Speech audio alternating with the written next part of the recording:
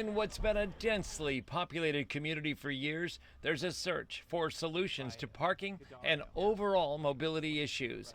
You can see them at every turn. A comprehensive study has just been completed by the Isla Vista Community Services District. We counted cars every month. We talked to thousands of residents. We did demonstration projects of bike improvements. We did it all to test how we can make it better here for people to park and get around Isla Vista and get out of Isla Vista. They found out there's a lot of cars that never get used. They're parked on the street, maybe they're used once a month or less. That's something we always thought was the case, but we got that in the proof of the data counting cars and the data that people told us. One resident said they stack cars in their driveway, but if someone needs to get out, it's quite an effort. We have everyone's spare key right by the doorway to make it easier for the mornings. The recent study covered a lot of ground and some improvements have begun.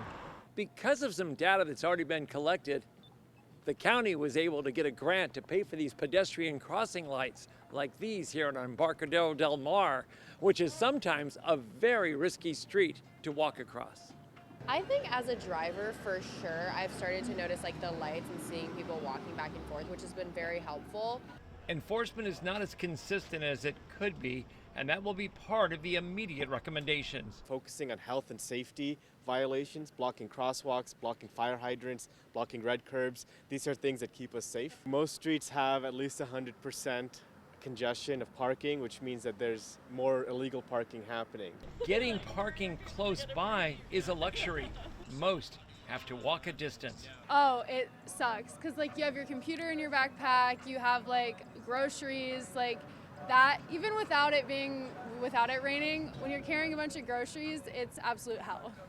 A draft plan on the parking and mobility solutions is out, and they're looking for feedback until November the 1st. We've already had thousands of people engaged to feed in to these reports, but now that they're draft final, we want people to read them and give us feedback on what might be missing, what might need to be added, what doesn't look like a good idea.